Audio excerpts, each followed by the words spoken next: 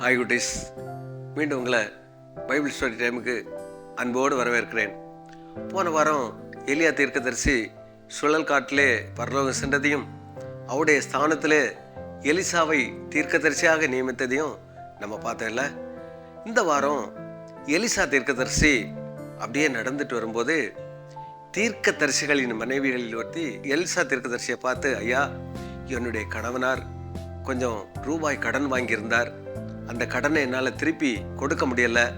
கடன் கொடுத்தவர் இந்த கடனை நீ திருப்பி கொடுக்கலன்னா நான் 2 பிள்ளைங்களையும் அடிமையாக்கிடுவேன்னு ரொம்ப வேதனைப்படுத்துனாங்க. ஐயா, நான் என்ன செய்கிறது ஒன்றுமே புரியலை அப்படின்னு சொல்லி இந்த எலிசா தீர்க்கதரிசிட்ட முறையிட்டாங்க. உன்னை எலிசா தீர்க்கதரிசி அந்த அம்மாவை பார்த்து ஒரு வார்த்தை தான் கேட்டாங்க, உன்கிட்ட நான் என்ன செய்யணும், உங்ககிட்ட என்ன இருக்குன்னு. அந்த அம்மா சொன்னாங்க, ஐயா, என்கிட்ட கொஞ்சோல எண்ணெய் தான் இருக்கு ஐயா, வேற எதுவுமே என்கிட்ட இல்லை. என் 2 பிள்ளைங்களும் ரொம்ப கஷ்டமா இருக்குது. சில சமயம் என் பிள்ளைங்க அழுகுறாங்க, கடன் கொடுத்தவங்க அடிக்கடி கேட்குறாங்கய்யா அப்படின்னு சொல்லி மனவேதனையோட சொன்னாங்க. சரி, உடனே அந்த எலிசா தீர்க்கதரிசி பக்கத்து வீட்டில் போய் எவ்வளவு பாத்திரம் இருக்குதோ அவ்வளவு பாத்திரத்தை வாங்கிட்டு வாங்க அப்படின்னு சொன்ன அந்த அம்மா 2 பிள்ளைங்களையும் கூப்பிட்டு, நீ பக்கத்து வீட்டில் அந்த ஆண்டி வீட்டில எல்லாம் போய் காலி பாத்திரம் வாங்கிட்டு வாங்க அப்படின்னு சொன்னாங்க. உடனே அந்த பிள்ளைங்க கேட்குறாங்க, அம்மா என்னம்மா பக்கத்து ஆண்டி வீட்டில் போய் பாத்திரம் கேட்டால் என்ன சொல்லுவாங்க, எதுக்குன்னு கேட்க மாட்டாங்களா அப்படின்னு சொன்னோன்னே, இல்லதம்மா நான் சொல்கிறதுக்கு கீழ்ப்படின்னு சொன்னோன்னே அந்த ஆண்டிகிட்ட எல்லாம் போய் பாத்திரத்தை வாங்குறாங்க. அந்த ஆண்டியும் கேட்குறாங்க, என்னப்பா நீங்களே கஷ்டப்படுறீங்க, இப்போ எங்கள் வீட்டில் காலி பாத்திரத்தை எல்லாம் வாங்கிட்டு போகிறீங்களே அப்படின்னு சொன்னோன்னே எங்கள் அம்மா சொன்னாங்கன்னு சொல்லி அவங்களும் அந்த பாத்திரத்தை கொடுத்தாங்க. பாத்திரம் எல்லாம் வாங்கிட்டு அப்படியே அந்த ரூமில் எல்லாத்தையும் அடுக்கி வச்சாங்க. உடனே அந்த அம்மா எலிசா தீர்க்கதரிசிட்ட சொன்னாங்க, ஐயா, நீங்கள் சொன்னபடி நாங்கள் காலி பாத்திரத்தை எல்லாம் வாங்கி எங்கள் வீட்டில் வச்சுட்டோம் அப்படின்னு. உடனே அந்த இருக்கிற எண்ணெய் எடுத்து எல்லா பாத்திரத்திலையும் ஊற்று அப்படின்னு சொன்னாங்க.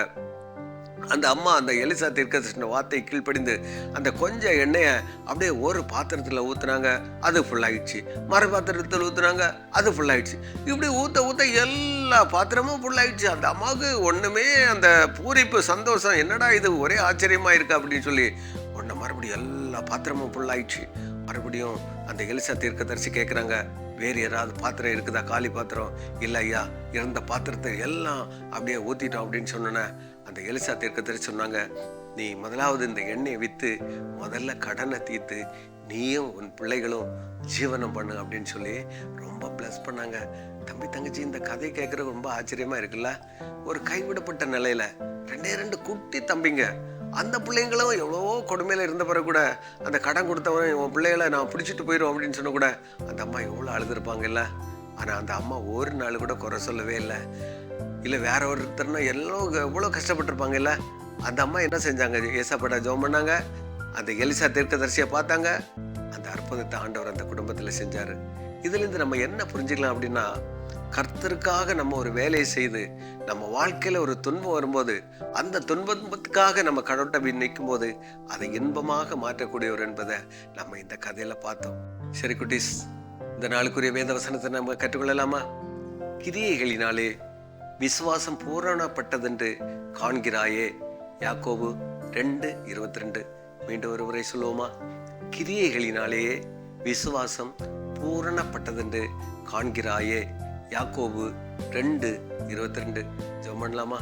கண்ணை மூடி கை குப்புங்க.